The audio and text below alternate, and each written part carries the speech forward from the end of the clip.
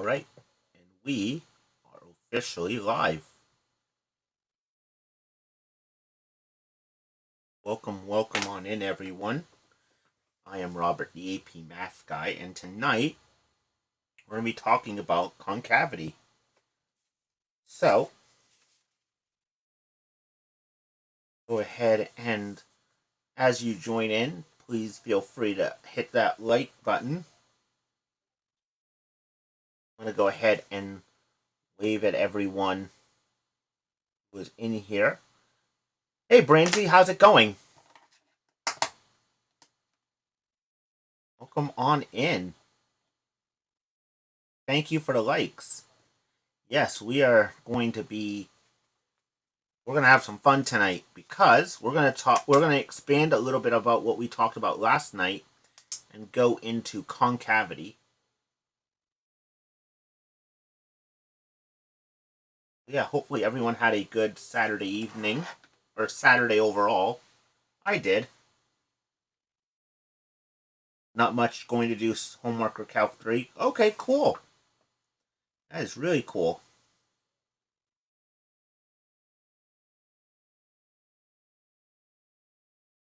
Or yeah. Yeah.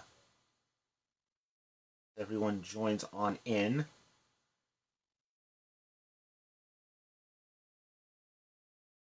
Go ahead.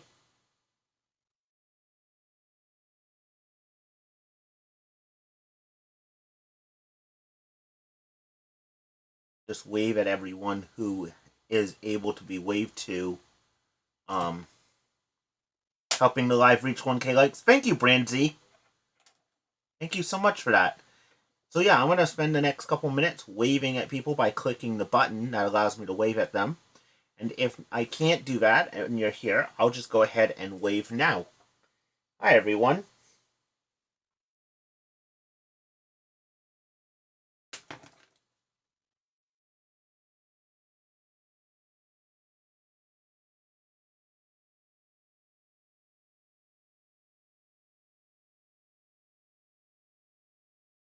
Yeah. Thank you all for hitting that like button. Here we go.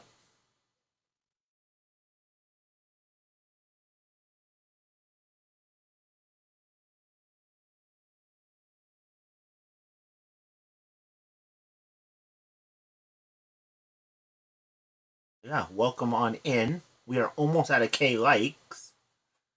1K likes, so thank you all for liking for that mad tap. We're almost there. So yeah, I am also when I last checked, I think I'm 69 followers away from 2,000. I'm not sure if it's going to happen tonight, but my goal is for it to get to 2K by the end of the month, and I think that is a very realistic goal. Oh, we're at 1K. We're at 1K likes already. Awesome. So yeah, thank you for the mad taps, everyone. And again, before we get started, I will wave to those who I'm not able to click the button for. Hi, everyone.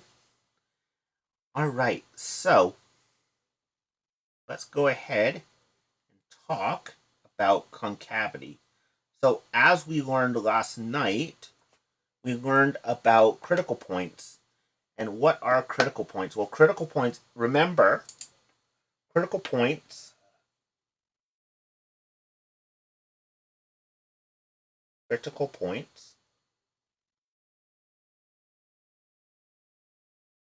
exist when we're not even 5 minutes in and already I have to switch pens. When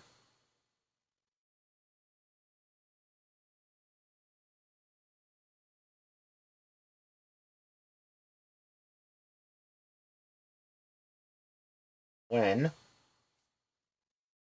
either f prime of x is equal to 0 or f prime of x is undefined, But f of x, nope, not f prime of x, f of x is defined. So now we're going to take that same idea and apply it to concavity. So critical points. So critical points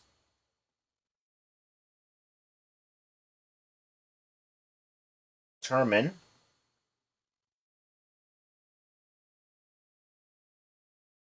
maximums, minimums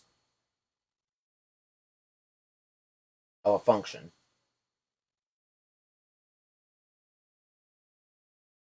But, hey Gavin, how's it going? I love seeing your streams every once in a while. Thank you, Gavin. Thank you so much. So, now, but we're going to be talking about concavity. So, what is concavity? So, concavity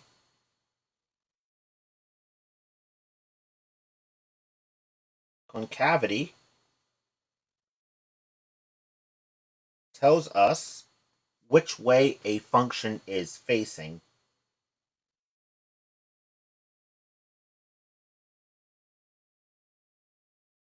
Which way a function is facing. It's good. Hi, do you tutor algebra too? I've been falling behind in my college algebra class. I do. If you want, feel free to send me a DM, and we can schedule a free consultation for tutoring. It's good. The last time I was here, you were going over epsilon delta definition of a limit. Wow, it's been a few weeks. It's been a couple weeks then.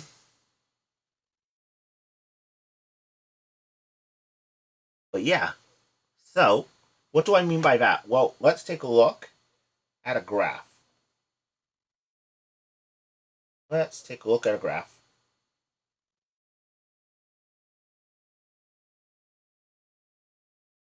So let's say I have a graph looking like that. Well, here's what I know, or here's what concavity is. So here we're looking at which way the function is facing. So here the function is facing this way, and here at this point, or approximately at this point, there will be what's called a point of inflection. And the point of inflection just tells us where the function switches from facing down to facing up. Or whether, in other words, when it's concave down versus concave up. And in order to find that point of inflection, we're going to do the same thing we did last night with critical points, but instead of the first derivative, I need to find the second derivative. Thank you, C-Dub, for the follow. So points of inflection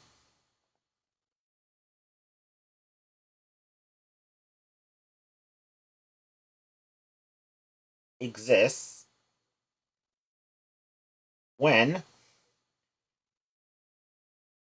f double prime of x is equal to 0.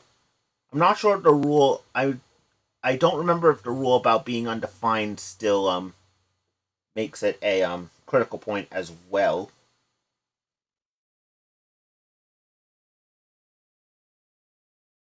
Don't.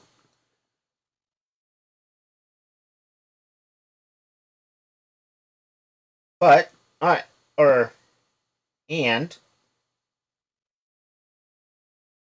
concavity must switch signs.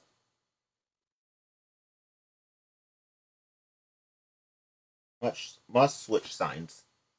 So yeah, let's go ahead and give this a try with an example. So let's start.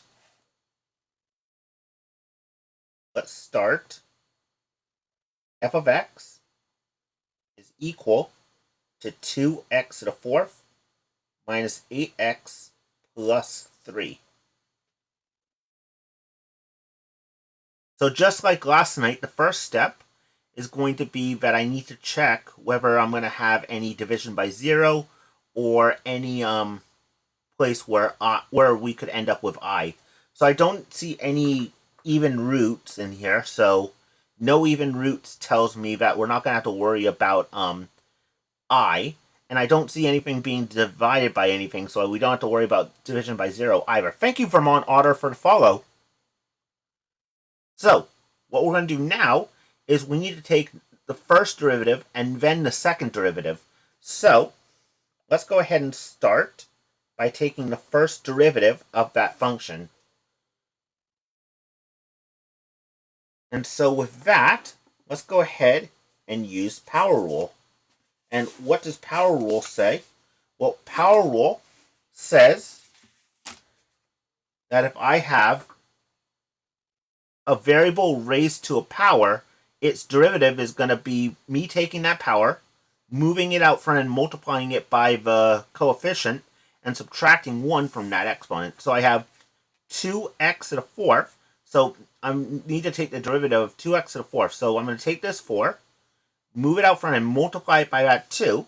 So that's going to be 8, and then x to the 4 minus 1 is 3.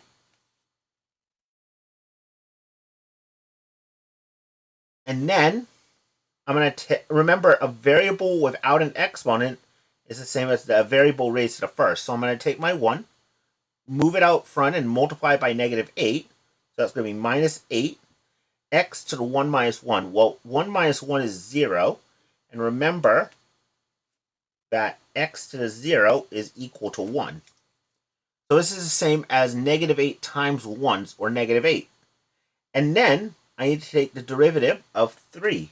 So I don't see a variable here, so that means 3 is a constant. And if I have a constant, then its derivative is 0. So this is just the derivative of 3 is just going to be 0. So now, here is my derivative. That's right, Griffin. You're absolutely right. Hi, I'm back. You remember me? Of course I do, Rin. How's it going? Welcome back.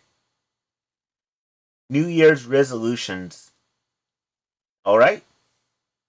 I don't have any right now, but then again, we're about 3 months to the new year. But anyway, now we've taken the first derivative. If we wanted to, now we could find our critical points by setting that equal to 0. But we're not looking to find the critical points. Instead, I want to find where the points of inflection are. Thank you, Rin, for sharing the live. So now I need to take the second derivative of f. So, what do you think the second derivative would be? So I'm taking the derivative of my derivative. Studying derivatives right now for my business calc test next Friday. Okay, darling. How's the studying going?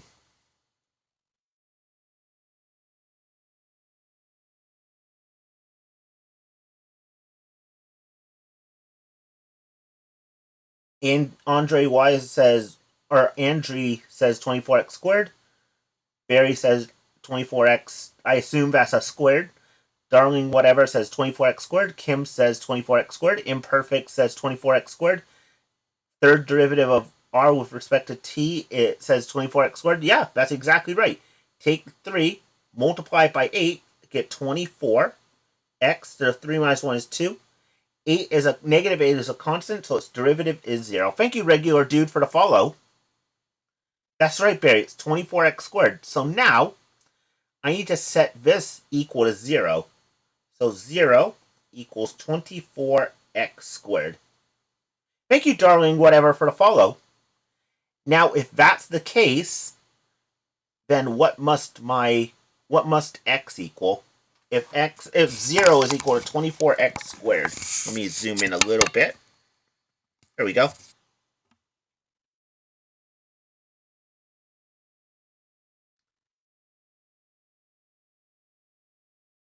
Jetty says x minus 0. Elvin says 0. Thank you, Banna, for the follow.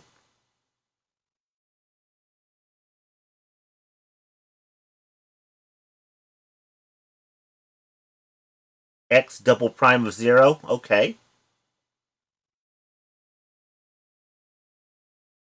So remember to solve for x. I'm going to start by dividing both sides by 24. And I get x squared equals 0. Square root.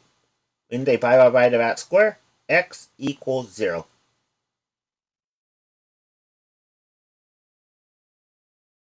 Wait, your name is Robert too? Yes, it is. Great name.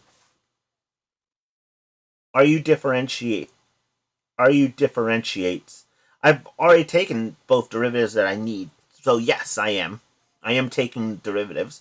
Hey, I know you're doing derivatives right now, but can you explain basic integration, for example, 36 minus t squared? So tonight, I'm going to be focusing on concavity and derivatives, but if you want, if you want to send me a message, feel free to do so, and I'll be happy to answer that question for you.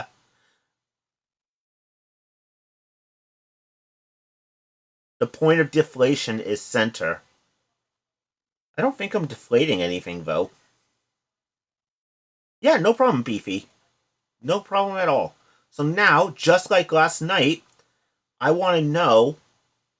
So this is a point of inflection if the concavity switches sign. So let's figure out if that happens.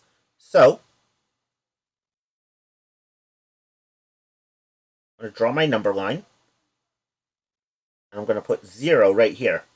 And I want to know what the concavity is on either side of 0. So let's pick a number less than 0 to start off.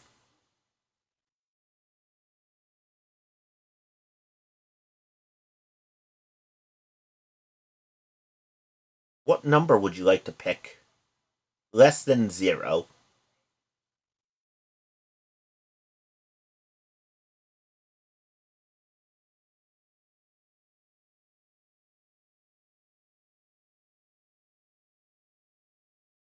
Negative 9.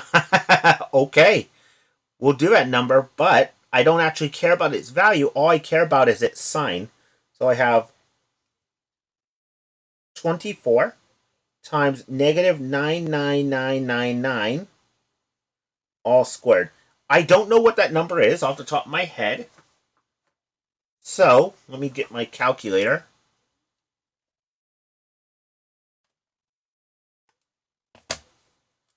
So, on negative 99999 squared is that. And then if I multiply that by 24, I get this number. Now, remember, I don't care about its value. All I care about is its sign. So here, I have a negative number all squared, which gives me a positive. And a positive times positive must be positive. And then, let's pick a number greater than 0.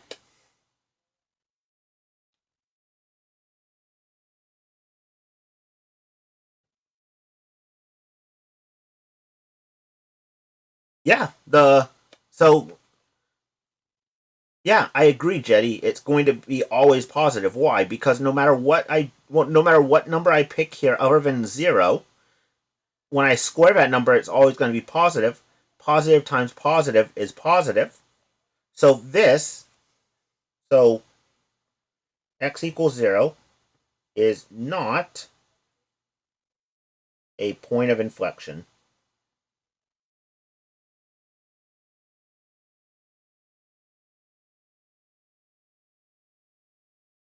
So there is no point of inflection for that function. And sometimes that's going to happen.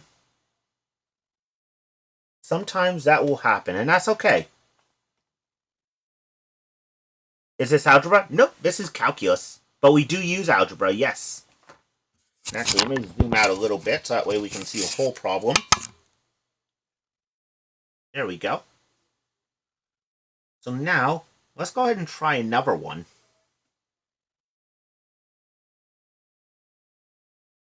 So I have f of x is equal to x cubed minus 12x. Can you give me trig sub tips? So tonight, I'm going to be focusing on concavity. But if you want, feel free to send me a message and I'll be happy to send me a DM and I'll be happy to help you.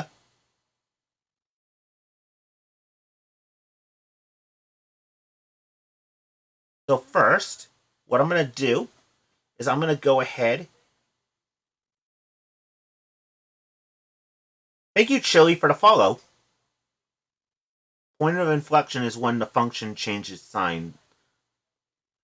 Not quite. It's when the concavity changes sign.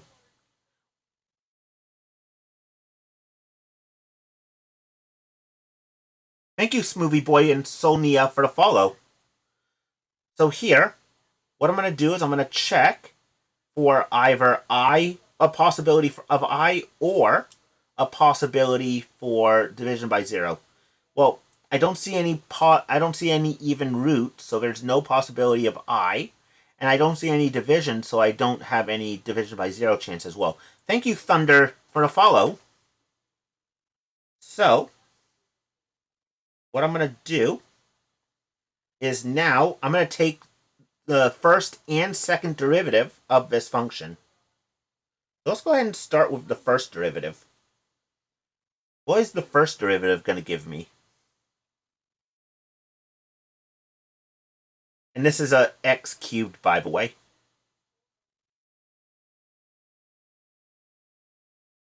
Not quite, Jetty. Yes, darling. Whatever, that's right. So remember, take my exponent, move it out front, and subtract 1 from the exponent. So that's going to be 3x squared. And then remember, a variable without an exponent is the same as a variable raised to the first power. So I'm going to take my 1, multiply it by that negative 12. So that's negative 12. X to the 1 minus 1 is 0. And remember that x to the 0 is equal to 1. So that is my first derivative. Hey, Firestorm, how's it going?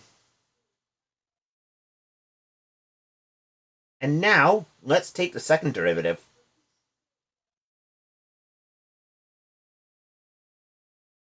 I'm doing good.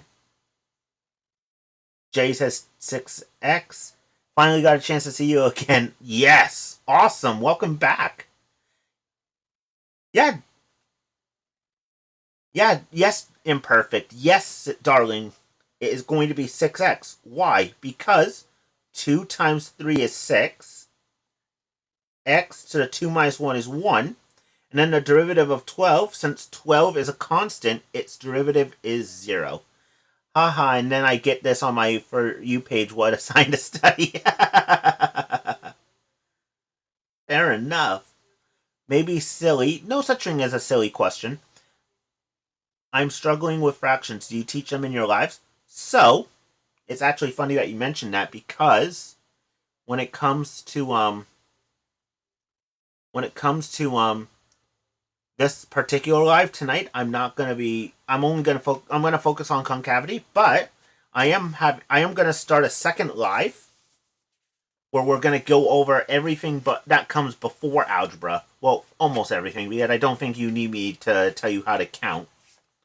But here is the brand new live schedule that I have.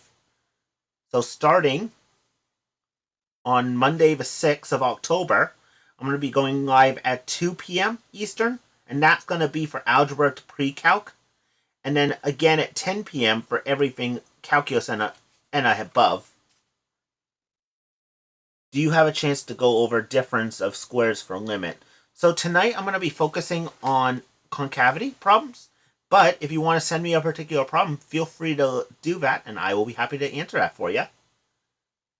I have a calc exam on Monday. Okay. Best of luck, Angel. What's it on?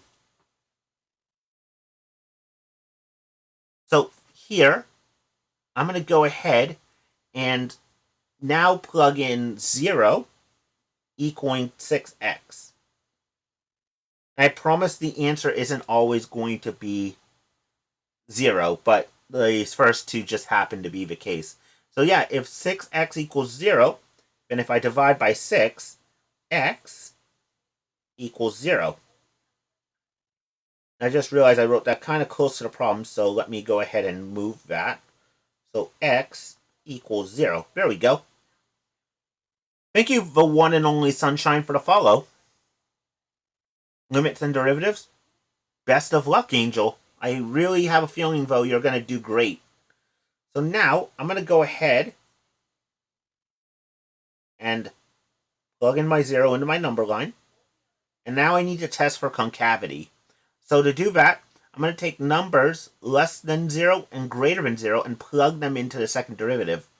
I probably should have explained this in the first problem, but if the second derivative is negative, then the function is concave down.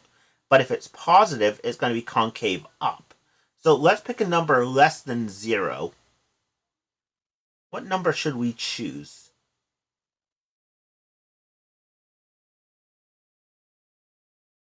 Let's see if you're right, Imperfect.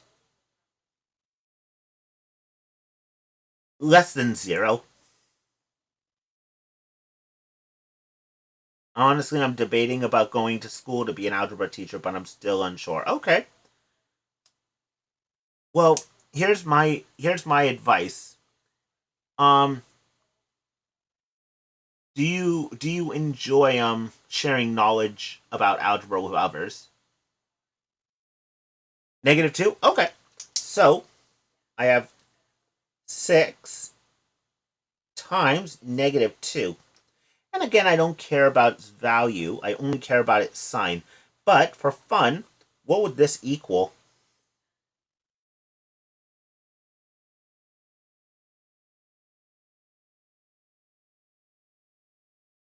What is 6 times -2? Grandes says -12. Yes, I like tutoring others and helping with. Yeah, and yeah, I then I would highly recommend that you teach, or at the very least tutor. Let me go ahead and move it on up. Imperfect says -12. Heart says -12. Yeah, so -6 times -2 gives me -12. There we go. And -12 is a negative number, so that's going to be negative. Now, let's pick a number greater than 0. Why can't I see the chat? There we go. Took a moment. 4? Okay. So now I have 6 times 4. 6 times 4 gives me 24. And positive 24 is a positive number. So that I'm going to put a plus there. So 0 is a point of inflection. So x equals 0 is a point of inflection.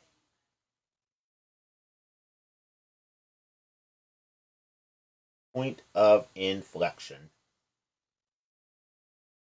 Also, if they ask you about concavity, we can so here I'm gonna write this out in interval notation. So f of x is concave down on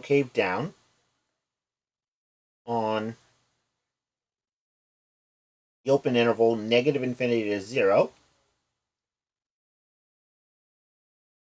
and concave up on the open interval 0 to infinity.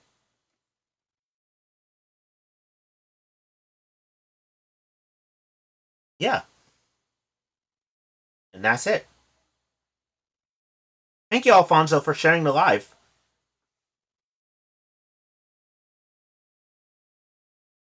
And thank you, Alfonso, for the follow. So, any questions so far? Any questions on either example?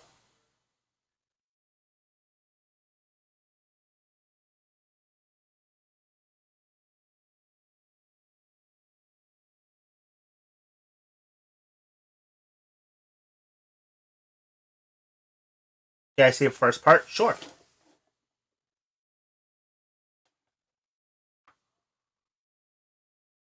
Is this calculus or pre-calculus? This is pre-calc. I mean, I'm sorry, this is calculus. Did I say pre-calc? I meant this is calculus. Yeah, no problem, Kim.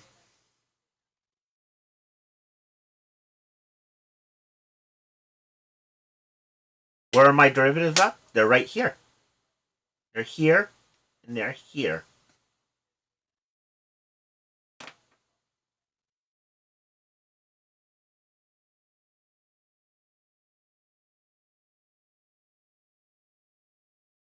Well, yeah. I have to go since I'm still working, but I hope to see you again soon. Yeah, no problem. Thank you for joining us this evening. So, go ahead and try another one. So, just like my critical points, sometimes it's possible for us to have more than one critical point.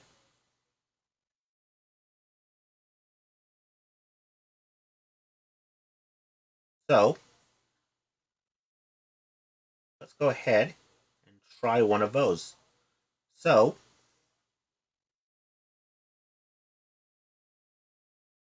let's try. Do I have enough room? I might.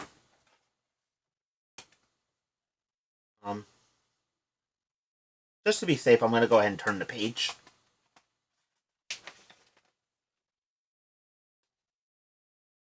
Just to be on the safe side.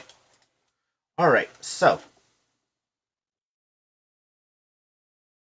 f of x is equal to 2x minus 5 all squared.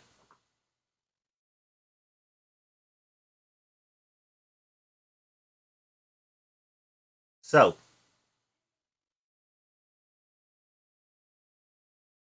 let's go ahead and check for any possibility of I or division by 0. Again, I don't see any roots inside. I don't see any even roots. That's not gonna. So that eliminates any possibility of I. And again, I'm not dividing by anything, so that eliminates division by 0. So, now that I have that, let's go ahead and find the derivative. What rule will I need to find the derivative of this?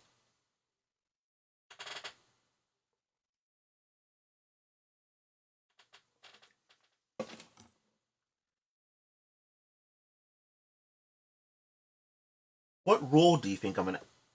That's right, darling, whatever. I'm gonna have to use chain rule. Thank you, Alexander, for the follow. So what I'm gonna do is I'm gonna go ahead and do chain rule. What does chain rule say? Well, chain rule says that if I have a function trapped inside another function, to take the derivative, I take the derivative of the outer function and leave the inner function alone, and then I multiply it by the derivative of the inner function. So, let's go ahead and do that. So first, instead of taking the derivative of 2x minus 5 all squared, instead, what if we took the derivative of bottle cap squared? What would be the derivative of bottle cap squared?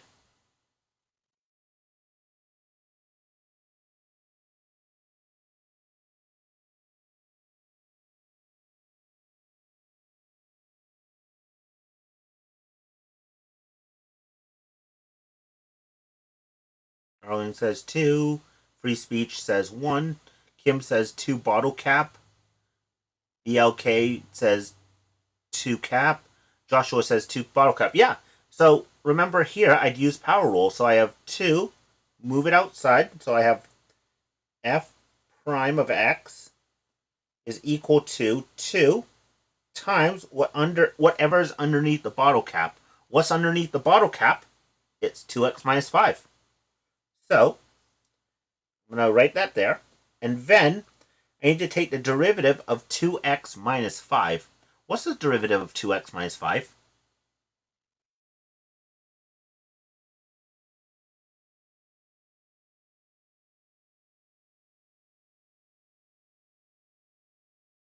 Not quite, Joshua. Almost.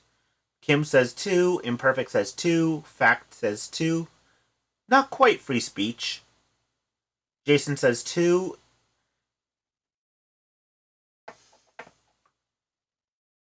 Hey, how's it going? It's been a while. How's it been?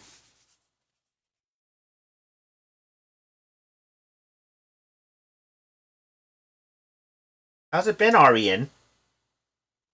I'm glad to hear that.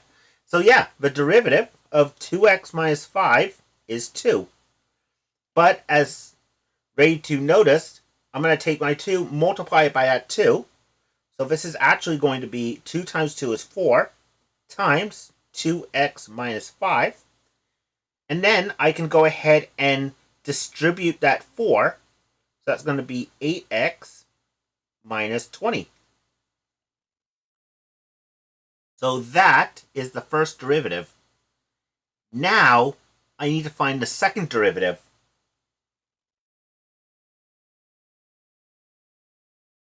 Wait a minute. Nope. Oh, that's fine. This will work. Why do you multiply by 2? Because chain rule tells me take the derivative of the outer function, multiply it by the inner function, and then multiply it by the derivative of the inside.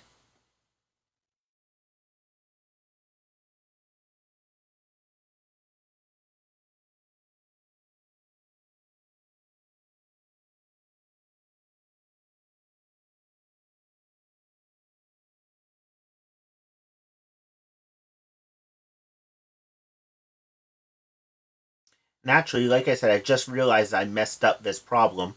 So I'm just going to make a quick change to it. Or actually, no, this will be a good one to show, and then I'll make the change that I need to. So, what would f prime of what would f double prime of x be?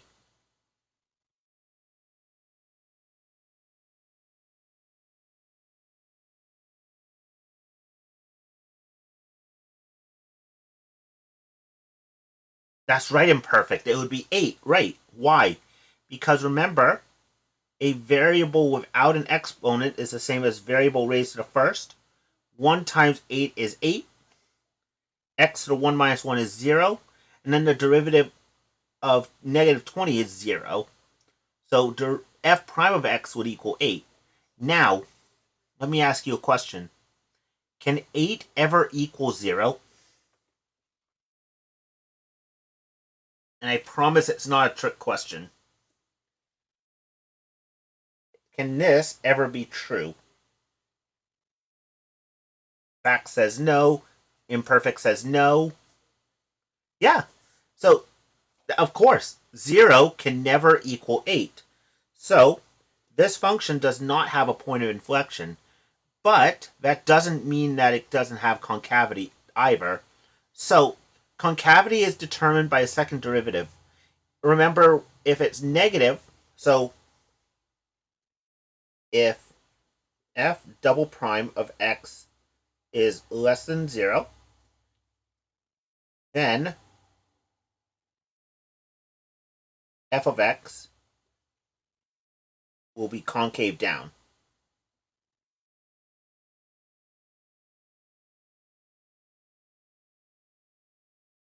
And if f double prime of x is greater than 0, then f of x is concave up. So just because we don't have a point of inflection doesn't automatically mean that we don't have concavity. Which way would my function be? Is my function going to be concave up, or is it going to be concave down?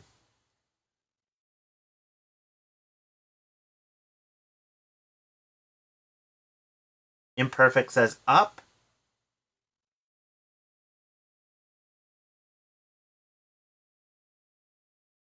Solera says up if it's positive. Well, the second derivative is always positive. So therefore, my concavity is also up. So f of x is concave up on the open interval from negative infinity to infinity. And that's it.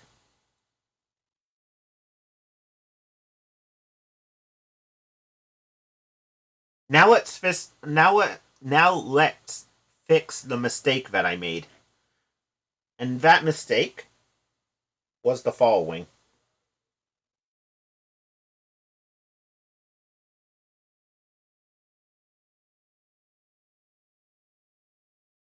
So this is the problem I actually meant to write.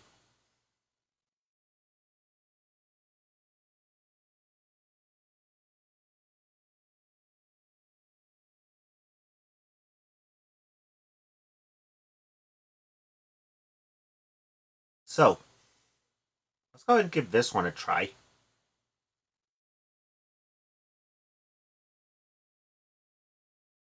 So, here, I want to find the first and second derivatives of my function. So to save you some trouble, because we've already done this, well, part of it, derivative of the inside squared is going to be 2 times the inside, so that's 2x squared minus 5. What would the derivative of the inside be? That's right, Kim. So it will be this times 4x. Why? Power rule says 2 times 2 is 4. X there, 2 minus 1 is 1. And then the derivative of negative 5 is 0. So, I need to adjust my camera apparently because, there we go. It does this sometimes where I'll have the notebook straight up and down, but the camera needs to be adjusted. Anyway, so here I'm going to take my 4x, multiply it by 2, so that'll give me 8x times 2x squared minus 5. And then if I wanted to, which I do, I'm going to go ahead, distribute in the 8x, so I get... Thank you, Susie, for sharing the live. So I get 8 times 2 is 16. X times x squared gives me x cubed. And then 8 times negative 5 is negative 40. And x times 1 gives me x. So now, I'm ready to find the second derivative. Let's find that second derivative. What would it be?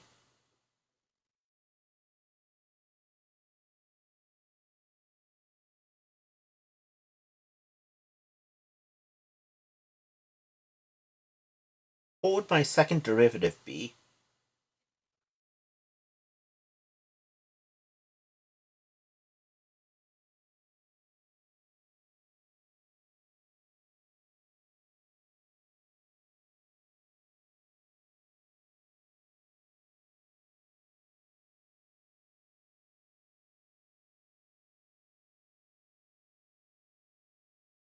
What do we think? Almost, Kim. Check your multiplication again. Imperfect says 48x squared. You're missing something, though. Yes, CJ. It's going to be 48x squared minus 40. Yes, darling. That's right. Yes, Kim. There it is. So here, 16 times 3 is 48. X to the 3 minus 1 is 2. And then negative 40 times 1 is negative 40. X to the 1 minus 1 is 0. Thank you, Quabena, for sharing the live. Did I use chain rule? I did indeed. At least for this first step. After that, I didn't need to. Good question, Sam. So from here, I'm going to go ahead and set the second derivative equal to 0. So Let me go ahead and move that on up. So 0. Can you explain concave up and concave down? Sure. As soon as I am done this problem, I will go ahead and do that. So I have 48x squared minus 40. So now let's go ahead and solve for x. You could use difference of squares here, but it's gonna be a bit complicated. So what I'm gonna do instead is I'm gonna go ahead and I'm gonna add 40 to both sides. The other thing I could have done was factored out an 8 and make it 6x squared minus 5, but that works too. So we say bye to that minus 40, and I have 40 is equal to 48x squared. Basically, increasing, decreasing is on first derivative, and concavity is on the second derivative. Correct, CJ. That is absolutely right. Whether a function decreases or increases is determined by the first derivative, and concavity is determined by the second. So yeah, Sam, exactly. I'm going to divide both sides by 48, and I get x squared is equal to 48 over 40. Other way. This should be 40, and that should be 48. But I can simplify that because 8 goes into both of them, both 40 and 48. So we can say bye to the 8s, and then I have x squared is equal to 5 over 6. Last, I take the square root of both sides, and I get x is equal to plus or minus the square root of 5 over 6. Let me make that square root bigger so that way I show that I'm taking the square root of both. So yeah. Now what I'm going to do is I'm going to go ahead and plug in my number line. So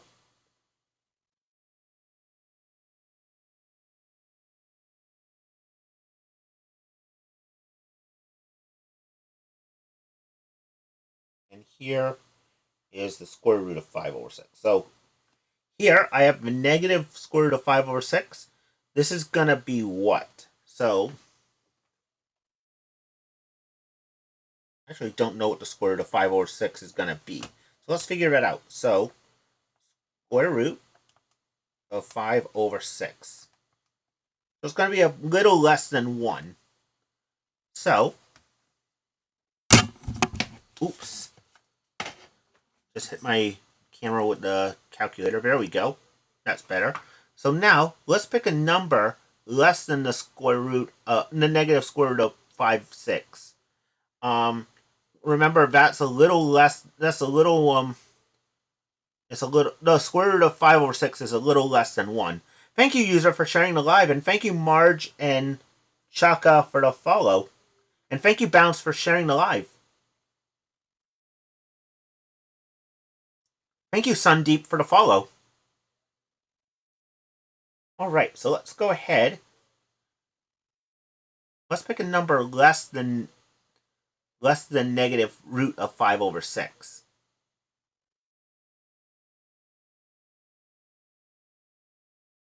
Thank you, Sam, for the follow. Is this an AA2 problem? I'm not sure what an AA2 problem is. Let me check.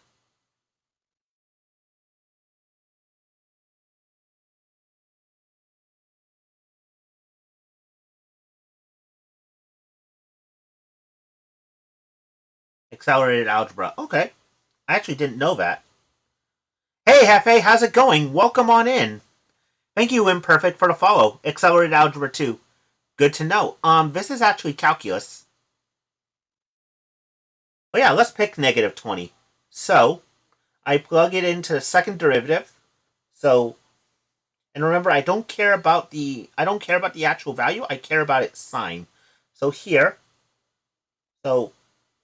48 times negative 20 all squared minus 40. I'm doing good, Hefe. I am doing good. Thank you, Dokes, for the follow.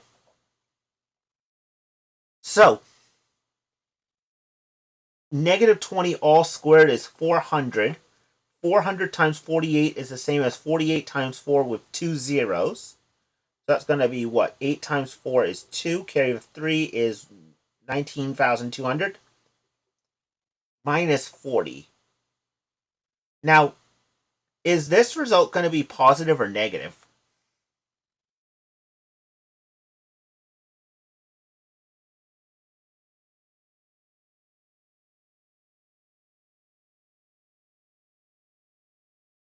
Thank you, Isa, for sharing the live.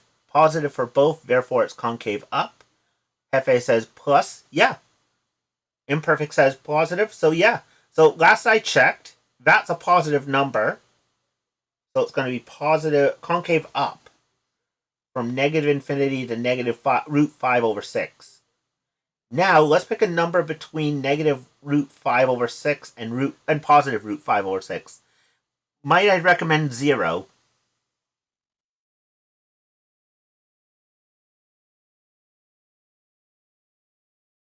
Alright, I saw 0 first, so I'm going to plug in 0 into my second derivative. So I have 48 times 0 squared minus 40. Now, 0 squared is 0, and anything times 0 is 0. 0 minus 40 is negative 40, and that's right, imperfect. Last time I checked, negative 40 is indeed negative, so we're concave down.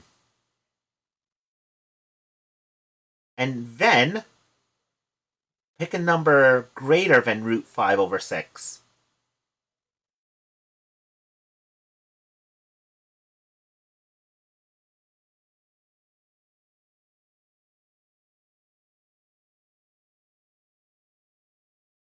Alright, 1 it is.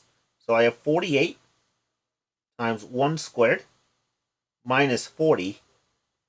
1 squared is 1. 48 times 1 is 48. And 48 minus 40 is indeed 8. 8 is positive, so it's also concave up there. So therefore, we have 2 points of inflections. And when it comes to concavity, we can say the following. F of x is concave down. Concave down on the open interval from negative, or actually, yeah, negative, there we go, negative root 5 over 6 to positive root 5 over 6 and concave up. Now I have 2 intervals here. Why not plug it into the first derivative? Because we're testing for concavity, not for critical points.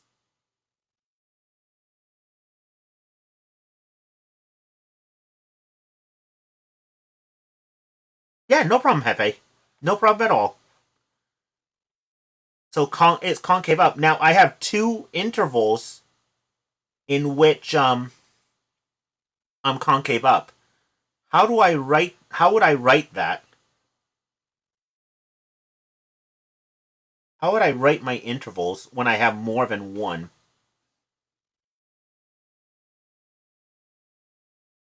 Use a union symbol. That's right, Hefe.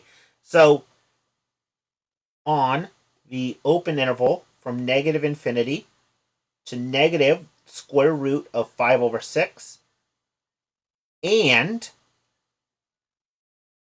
from, there we go, root 5 over 6 to positive infinity. So this U is called union, and if you're taking a probability class or set theory or even stats, you're going to see that eventually. So that just means including both of these sets, or both of these intervals.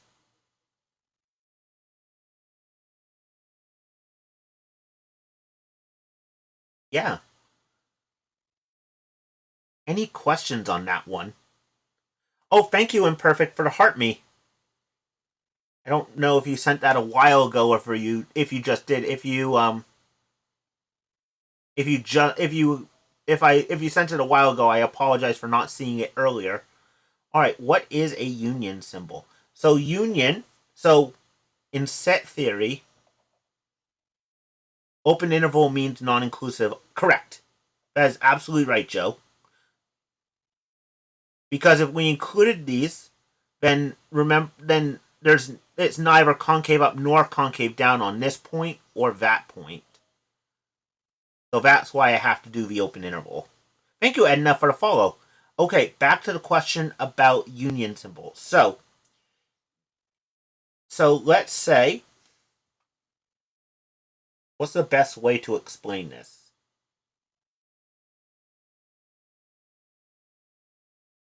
So think of union as either this or that. And then so when we say union, we represent it by this giant U. And what we say is we either have this interval and so it's either concave up on this interval or that interval. When do you use brackets versus parentheses? Right, Hefe, that's absolutely right. So when we want to include endpoints, we use brackets. When we don't, it's parentheses. Thank you, Clarissa, for the follow. How close am I to 2,000 at this point? So I am. Oh, I'm within 42. Thank you, Liam, for the follow. So,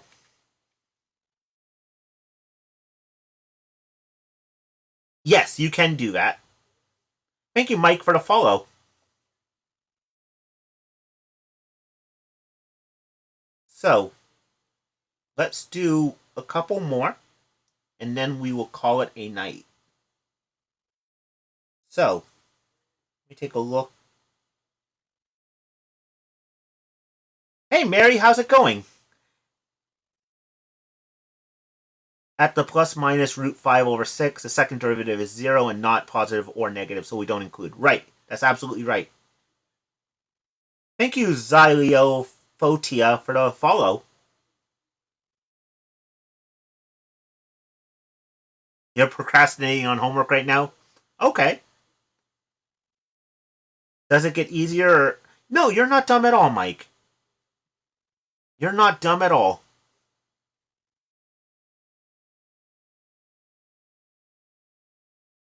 I can promise you it does get easier over time.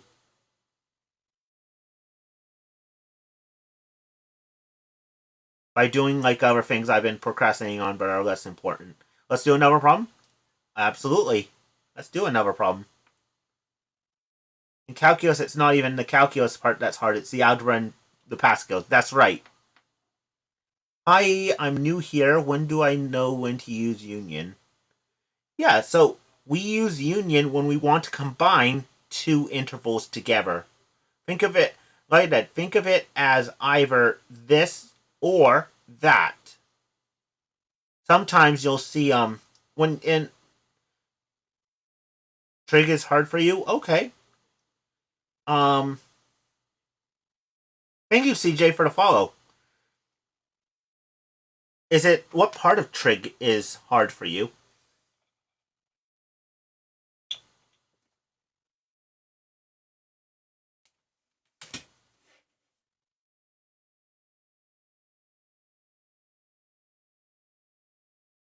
So you know it's concave up as if it's positive. I just joined. Yeah, so the function is concave up when the second derivative is positive. Thank you, babe, for the follow.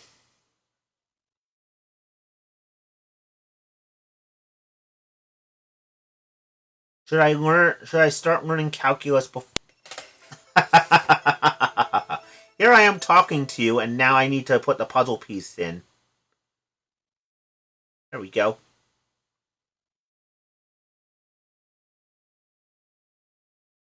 Thank you, Mike, for the 7 tiny dinies.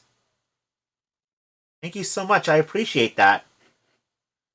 Memorizing the trig functions and plugging numbers in, especially for inverse. All right, so Liam, your question was first. So I would focus right now on trig.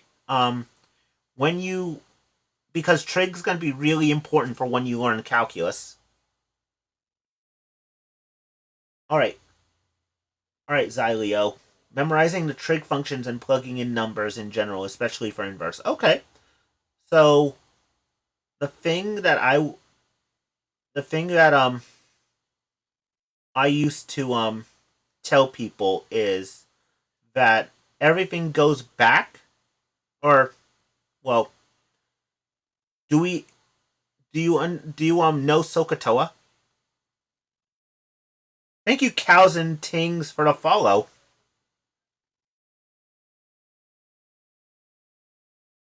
Do I know water math? I'm not sure what that is. Oh, cool, Xylio. So, um, really, the thing about trig is that if you understand the basics and you understand the unit circle, a lot of things fall into place. Um, what I would really do if I were you is really focus on the relationship between your sine, cosine, tangent, and then your reciprocal functions. All right, quick question. I just ran into a velocity acceleration problem right now. Velocity is first derivative and second derivative is acceleration. Correct, CJ. That is correct. I hate calculus. I'm sorry to hear that. I am sorry to hear that, cows and things. Hopefully, this live makes it so that way you hate it maybe even 0.001% less. So, let's go ahead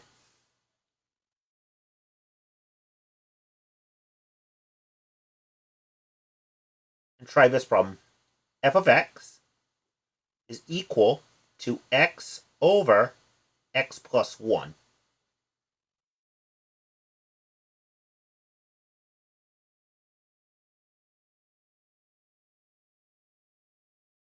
I have to take it for engineering school. I'm at 35. I'm afraid I'm too old for it. No, you're not. You're not too old for it at all. I'll let you in on a little secret. I'm in my 30s too. So it is definitely not too late for you to learn calculus. Um, when was the last time? Just because I'm curious, when was the last time you took When was the last time you took a math class?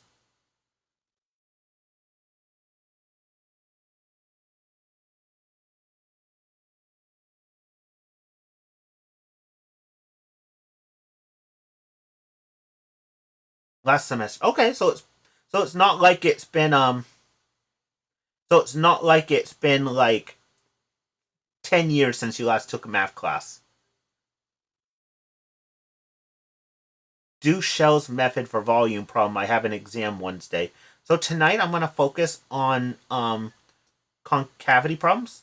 But if you want to send me a particular problem, let feel free to DM me and I will definitely work on that for you. It was 15 years before last semester. Okay. What math class did you take last semester? Thank you, newbie in 888 for the follow.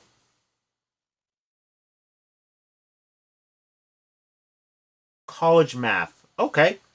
Um Now was that like algebra or trigonometry or pre-calc? Because college math can mean a few different things, and I just want to make sure I narrow it down.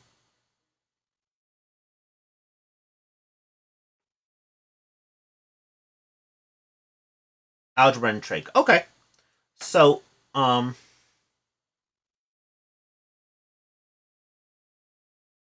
what was I going to say? Oh, so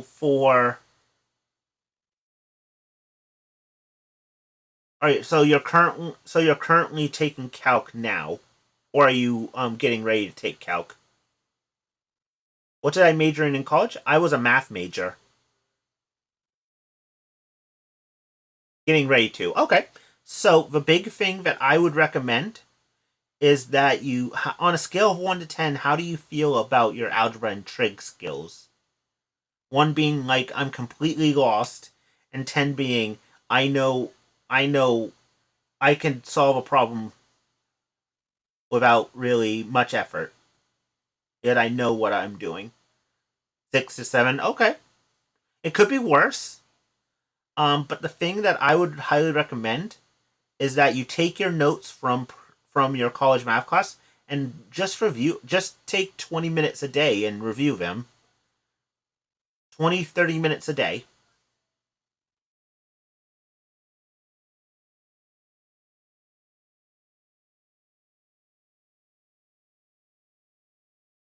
Yep. Yep, you know it, Joe. All right, yeah. So I'm going to use so someone said should I take pre-calc? I mean, it wouldn't be a bad idea. If you think you need the refresher for your algebra and trig, absolutely. Though, like I said, where it was 15 years since you last took a math class before last semester, it wouldn't be a bad idea to take pre-calc either. Is this derivatives? Yes, it is. This is extends graduation by semester. Okay. You so I assume you start so you're going to take calculus next semester. If you want, I can help you get ready for calculus. Feel free feel free to DM me and we can set up a consultation to get get you ready for it.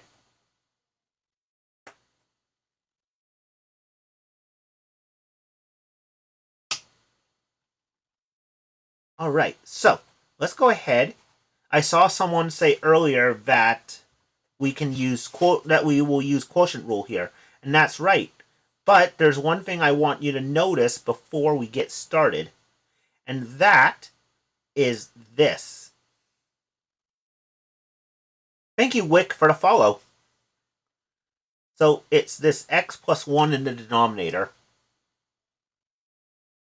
Do I teach differential equations as well? I do indeed. Thank you, Gangster, for sharing the live. So, the reason I want to call your attention to this x plus 1 is because in the past, we didn't have to worry about division by 0. Here, we do have to worry about division by 0. So, what value of x will force division by 0? Is engineering / math difficult? I can't really speak for engineering because I've never taken an engineering class. CJ says -1. Joe says -1. Joyt says -1. Cows Ting says can't equal -1. Yeah, so I'm going to make a note that x and not equal -1.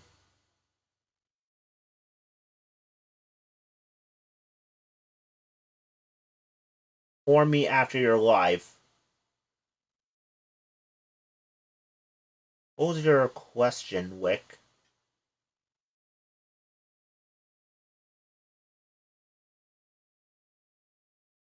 I can't see it. May have answered it, but I don't remember.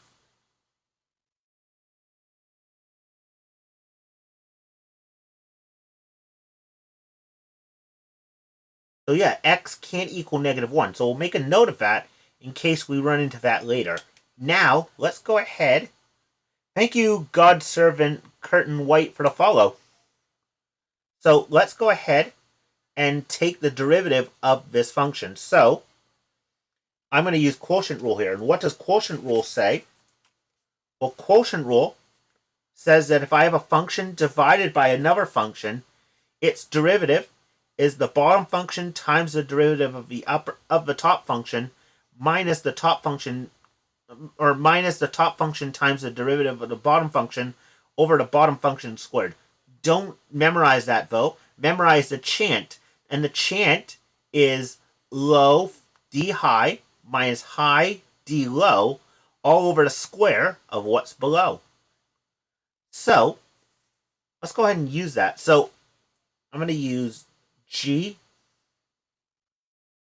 or actually let's use t of x for top and b of x for bottom.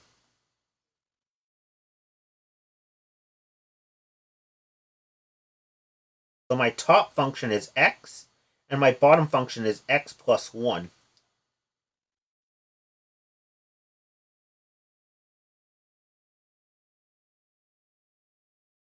So what would, these two share a derivative. What would that derivative be? That time wasting says 1 with an exclamation mark. So I'm going to read that as 1 factorial, which is right. Joyce says 1. Kim says 1. Biggie says t prime is 1. Is b prime also 1?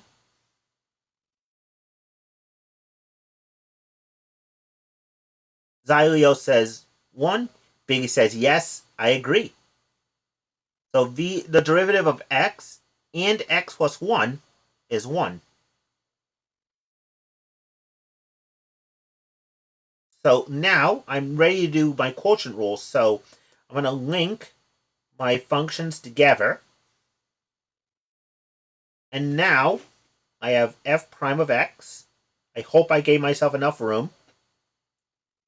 It's going to be the following. So it's low d high. So this is going to be 1 times x plus 1 minus high d low. So that's going to be 1 times x all over the square of what's below. So that's going to be x plus 1 all squared. Now we can simplify that. X plus 1 is going to be 1 times x is x. 1 times 1 is 1. And negative 1 times x is minus x all over x minus 1 all squared. Now I have a positive x and a minus x, so we can say bye to that. So the derivative is just going to be 1 over x minus 1 all squared.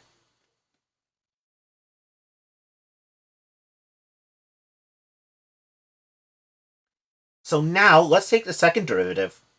So I don't need to do quotient rule again.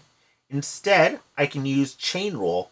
How? Because I can take this and move it up to the numerator, and all that's going to change is that this exponent, instead of positive 2, is going to be negative 2. So this is going to be x minus 1 all to the negative second power.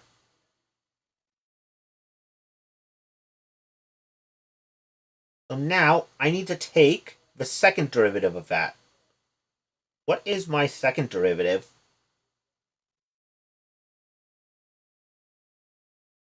The bottom is addition. You're right.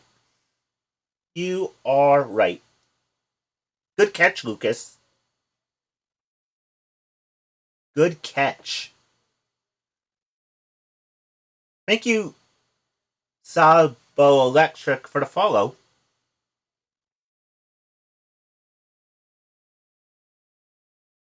Airplanes Food says negative 2 times x plus 1 to the negative third. Yeah, that's exactly right. So here, I need to use chain rule. So instead of taking the derivative of x plus 1 all to the negative second, let's take the derivative of bottle cap to the negative second. Thank you, dumb, for the follow. Though I doubt you're dumb. I don't think you're dumb at all. So, the derivative of bottle cap square to the negative second is going to be negative 2 times what's underneath the bottle cap, which is x plus 1, all to the negative third, times the derivative of x plus 1, which is 1. You're welcome. I like that. I don't think you're dumb at all. Thank you, Josh, for the follow. So now, I'm going to go ahead and rewrite this so that I have a positive exponent, because I think that's going to be a little easier to work with. So, f double prime of x is going to equal negative 2 over x plus 1 all cubed. Now that I have that, it's time to set that equal to 0. But hold on a moment. Will this ever equal 0?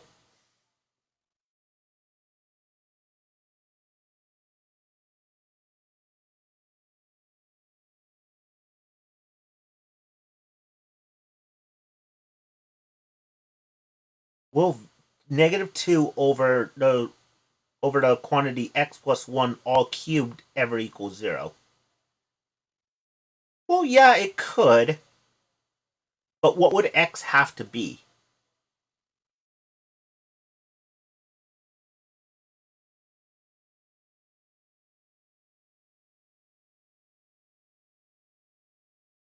Well, not quite. Because x plus 1 all cubed equals... I could set that equal to 0, but then that forces division by 0, which isn't allowed.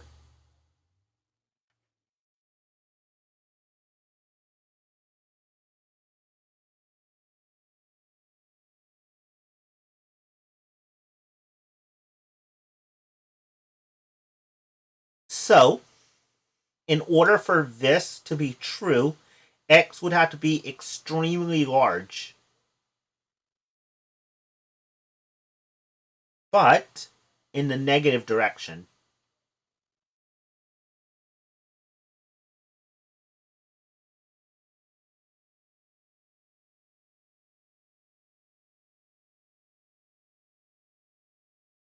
So, this function wouldn't exist at x equals negative 1. But, for fun, let's see what would happen to... Well, let's see what its inflection would be. Or what concavity would look like.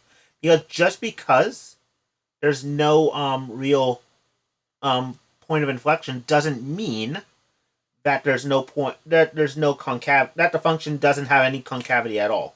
So, let's go down here and see what happens.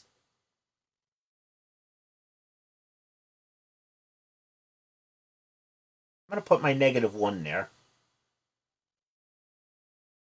We know it's not a point of inflection, but what can we say about its concavity? Well, let's pick a number less than negative 1. Please do sine of tangent times root sine x. So I'm gonna focus tonight on concavity, but if you want to, feel free to send me that problem, Dave, and I will go ahead and work on that for you. Yeah, negative 2. Okay, so I have negative 2 over negative 2 plus 1 all cubed. Is that going to result in a positive or a negative number?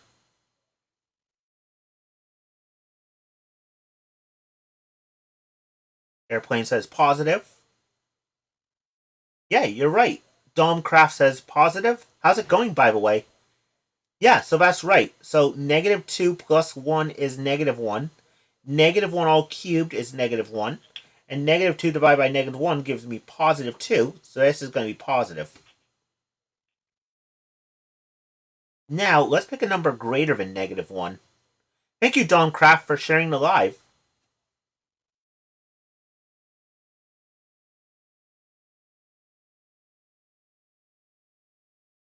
Go ahead and pick a number greater than negative 1. 0 works for me. So I have negative 2 times 0 plus 1 all squared. So 0 plus 1 is 1. 1 squared is 1. Negative 2 divided by 1 is negative 2. So this is negative. Thank you, Alex, for the follow. So, here we go. Now let's talk about its concavity. So from negative infinity to negative 1, it would be concave upright. Thank you, Miss Liz, for the follow. So f of x is concave down. I'm going to use an arrow for this one. On the interval from -1 to infinity. And concave up on the interval -infinity to -1.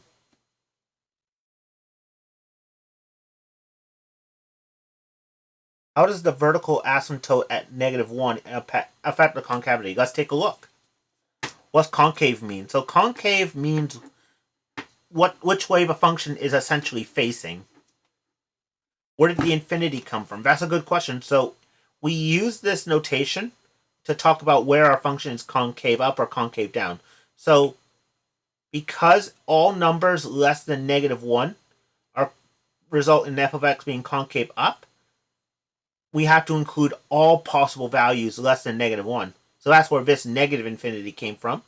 And likewise, because all values greater than -1 make the function concave down, that's where that infinity comes from.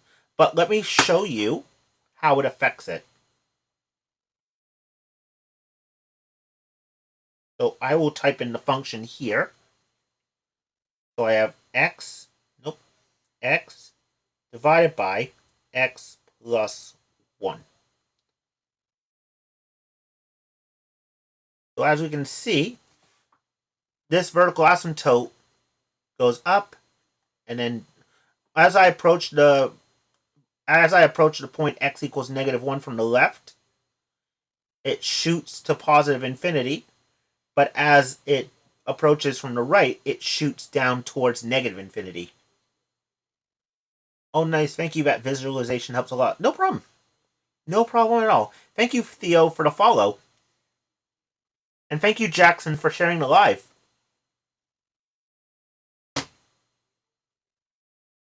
All right. So, I think we have time for one more. Thank you, Airplane Food, for the follow. I think we have time for one more problem. Actually, because I don't want to... Actually, no, I don't mind. So, there are currently 58 of us in here. To start the final problem, let's see if we can't get a mad tap to... I think 5k likes is realistic. Let's see if we can't get a quick mad tap to 5k likes. I know you all can do it. See, we're already at 4k now.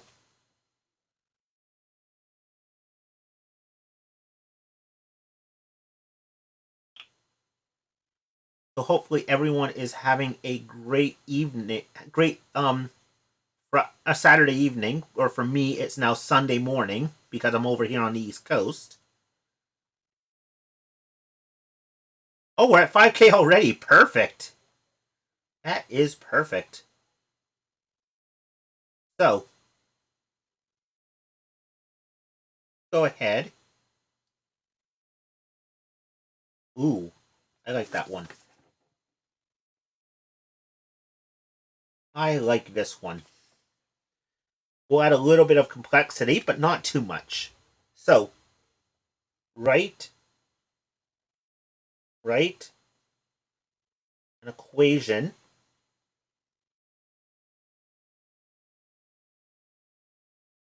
of the line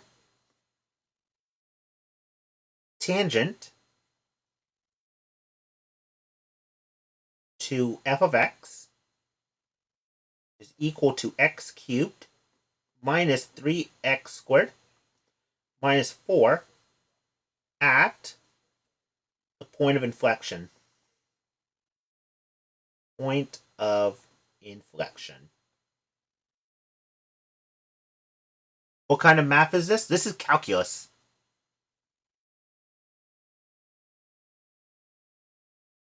So, here we go.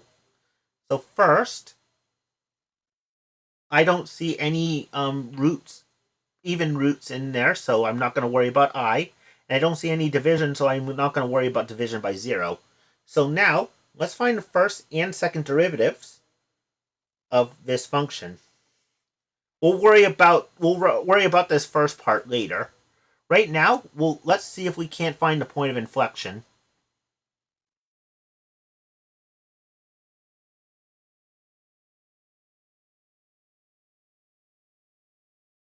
What would be the derivative of x cubed minus 3x squared minus 4? Grande says 3x squared minus 6x. Do we have agreement?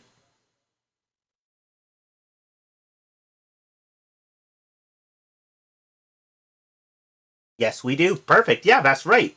That's exactly right. So x cubed, take the 3, move it out front, subtract 1 from the exponent, so that would be 3x squared, and then take the 2, multiply it by negative 3, so I get negative 6. X to the 2 minus 1 is 1, and remember, variable without an exponent is the same as variable raised to the first power. And then the derivative of negative 4, negative 4 doesn't have a variable, so it's a constant, and the derivative of a constant is 0. So we're going to actually need that for later. For now, what would the second derivative be?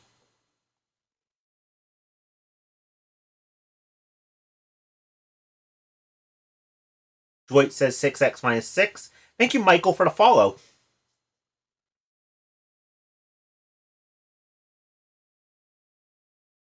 Vampire says 6x minus 6. Almost Presh. Kim says 6x minus 6. Yes. So 2 times 3 is 6. X to the 2 minus 1 is 1. And then remember, variable without an exponent means I take my variable, multiply it by 1, or raise it to the first. So 1 times negative 6 is negative 6. X to the 1 minus 1 is 0. And x to the 0 is 1. Thank you, Favored, for the follow. So now I have my second derivative. Now to find the point of inflection, I simply set the second derivative equal to 0. If that is true, if 0 is indeed equal to 6x minus 6, what would x equal?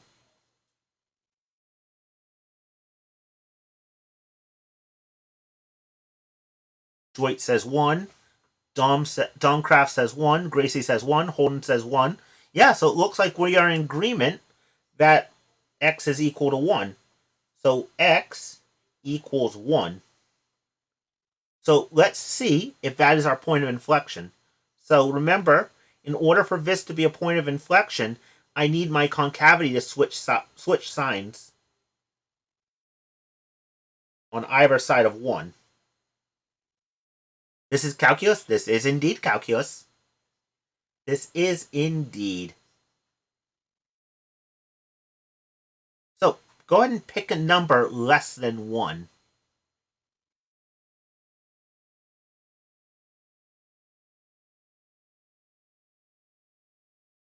I saw 0.9 first, so I'll go ahead and use 0.9. So 6 times 0.9 minus 6. 6 times 0.9, that's going to give me what? That's going to give me 5.4 minus 6 is equal to negative 0.6. Last time I checked, negative 0.6 is a negative number. So we have negative there. So we know from negative infinity to 1, our function is concave down. Well, I should say on the open interval from negative infinity to 1. Now, what about a number greater than 1? Number greater than 1. All right, 4 it is. So, I have 6 times 4 minus 6. 6 times 4 is 24. Minus 6 is 18. 18 is positive, so I can put a positive there. So because we switch signs, negative 1, negative 1. Let's try it again. Positive 1 is a point of inflection. So let's describe our concavity. So f of x is concave down. Concave down. What would the interval be for concave down?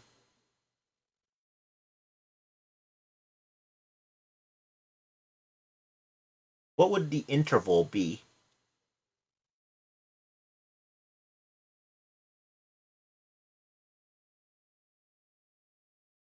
Not quite. Where is it? Where does our concave down start and finish? That's right, Holden. It would be negative infinity to positive 1. Right, because everything to the left of 1 is negative. So negative equals concave down. That's right, Ari. That is exactly right. And that means that f of x is concave up on what interval? Up on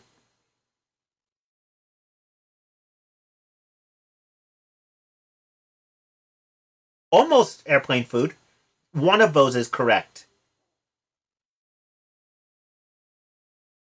One of your intervals is correct.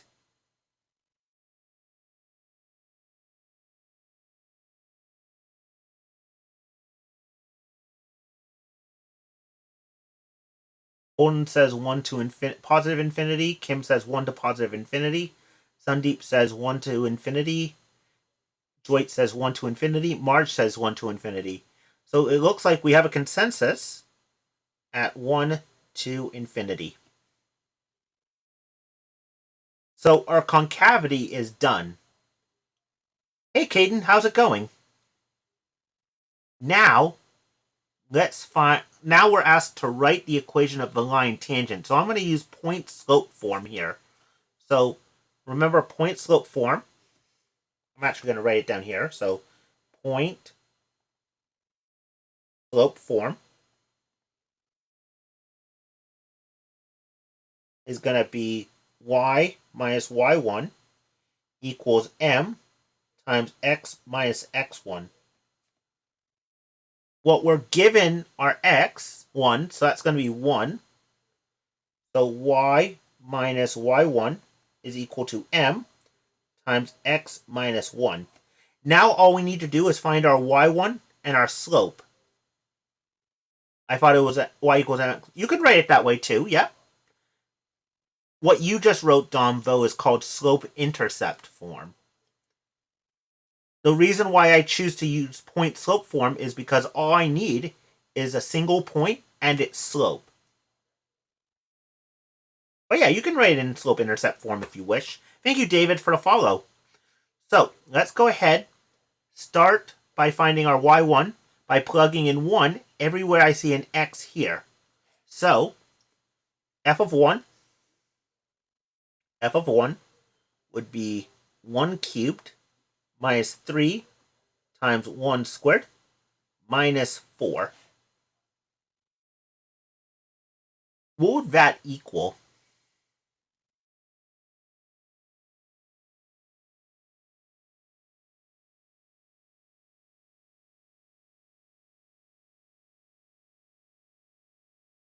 What would that equal? Airplane Food says y equals 0.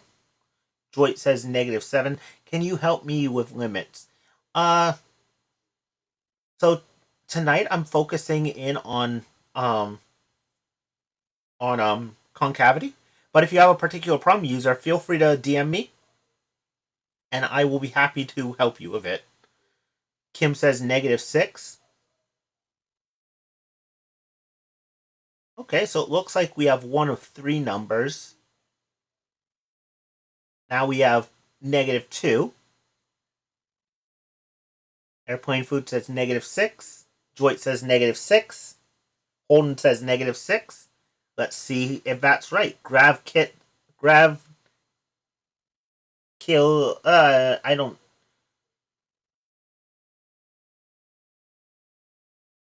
says negative 6. So yeah, let's see if that's right. So I have 1 cubed is 1 minus 3 times gravity kills. Okay. Sorry about that. So 1 squared is 1 times negative 3 is negative 3 minus 4. 1 minus 3 is negative 2.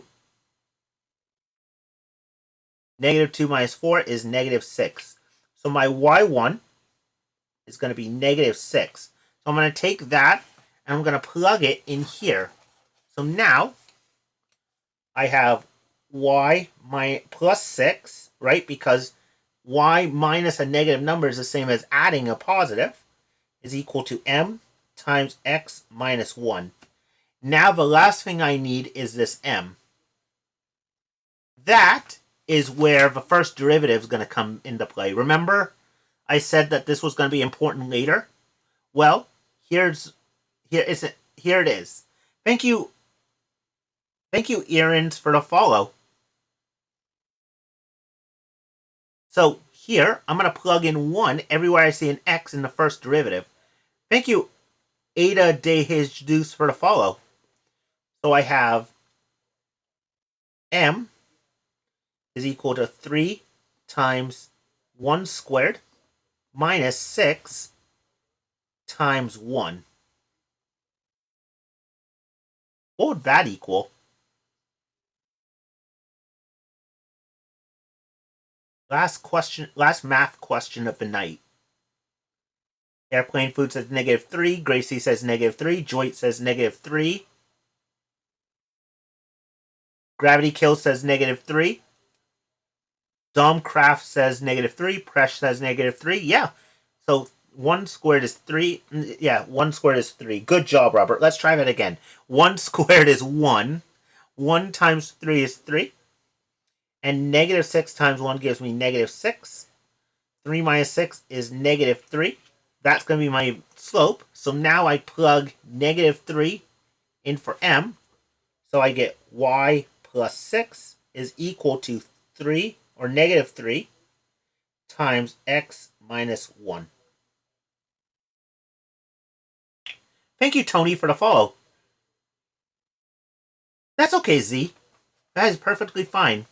I'm actually going to be posting this in a little bit, so I do save my replays. That's okay.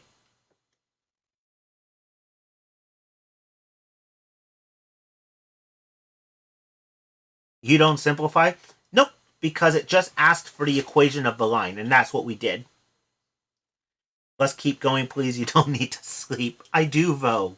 I do need to sleep. I also want to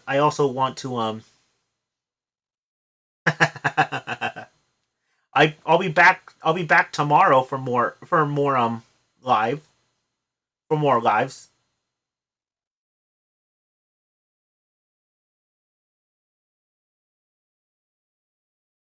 Can you explain why x to the 4th minus x has derivative of 0 but isn't an inflection point? Alright, let me try to read that one more time just to make sure I understand. Can you explain why x to the 4th minus x has derivative of 0 but isn't an inflection point? Are you asking if 0 is not the inflection point?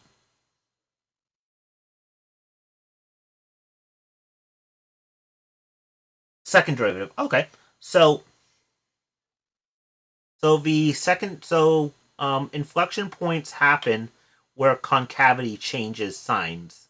Like here, at x equals 1, our concavity goes from negative to positive, so it's a point of inflection.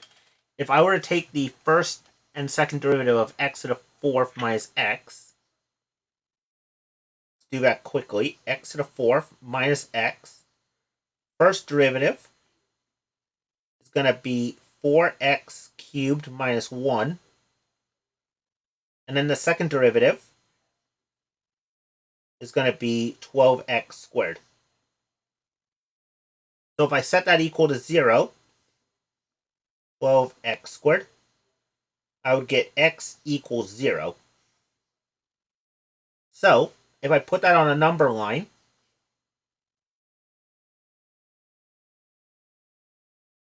if I pick a number less than 0, let's say negative 1, I would get 12 times negative 1 all squared. -1 all squared is 1. 1 times 12 is 12. 12 is positive, so that would be positive. Now, if I pick the number greater than 0, let's pick 1. I get 12 times 1 squared. 1 squared is 1. 12 times 1 is 12. That's also positive. So because my concavity doesn't change signs, 0 is not a point of inflection. So that's why, right, yes, so it has to meet both of those conditions. Second derivative has to equal 0, and concavity has to change from positive to negative or vice versa. I just got a notification, so I don't know what it was, but I'll check it later. Thank you, Airplane Food. Do I do college algebra? Yes, I do. In fact, so here, I'm going to go ahead and call it a night, but before I do, I'm going to go ahead and plug a couple things. So you can follow me. All of my lives are going to end up here on this channel. So this is that channel over there. I can't say that word, otherwise I'm going to get flagged by TikTok. And so here is a set of everything that you should do once you get to that channel. Thank you, user, for the follow. And then, if you want to follow me here on TikTok, it's at Robert the AP Math Guy. And speaking of following, here are 2 other channels that I highly recommend that you follow. So first is ACG Math Tutoring. She's really awesome when it comes to the ASVAB, the Accuplacer, GED, TEAS tests, or if you need a refresher on algebra or geometry, she is definitely someone worth following. Audrey was actually the one who convinced me to join TikTok in the first place, so if it weren't for ACG Math Tutoring, I wouldn't be on TikTok. And then there's Learning with Lynette. So she does a really awesome job with the abacus. I didn't even think I was going to be learning the abacus when I came onto this platform, but she does a really good job, and she's taught me a lot about it. So, yeah, I recommend that you give both of them a follow. Also, I offer on my online math tutoring. So here, I offer both group tutoring and one-on-one tutoring. So for group tutoring, I offer it to groups of 3 to 10 students per group who are all taking the same class at the same time. Now, it doesn't have to be with the same teacher or even at the same school. You just all have to be taking the same class. And so, for example, if you and 5 of your friends are all taking Calculus 1, thank you, Anonymous, for the follow. Then you can sign up for group tutoring. As well as I offer one-on-one tutoring as well. For group tutoring, I charge $35 per person per hour for the 2025-26 school year. And for one-on-one tutoring, my rates vary based on how often you need tutoring and how many days you need tutoring, and how long the sessions are. And here is a list of every subject that I tutor, or that I actively tutor. Now, if a subject is not on this list, that doesn't mean that I don't necessarily tutor it. It just means that I would need to relearn it, or I would need to take more time to learn the material. So yeah. With that, I'm going to go ahead and call it a night. I go live every night from now until October 6th at 11:30 p.m. Eastern. But once October 6th starts, here will be my brand new live schedule. So my first live is going to go on at 2 p.m. Eastern, and that's going to cover everything from algebra all the way to pre-calculus. And then my second live is going to start at 10 p.m. Eastern, and we're going to cover everything from calculus on up. Well, almost everything, because I don't think, there are certain classes calculus that I don't even know. Have a good night, Sergio. Thank you for joining us. So with that, this particular live should be up in a little while. So be on the lookout for that. Do I know any streamer that does discrete math? I don't think so. I haven't seen any. That doesn't mean that there's no one on the platform that does it. As soon as I do find someone that I like, I will go ahead and send you over to them. And that's the thing. I'm always looking to expand this list. So if there's any streamers that you like and that you think I would like, feel free to let me know about them. But I'm only gonna recommend streamers that I 100% trust, and that have a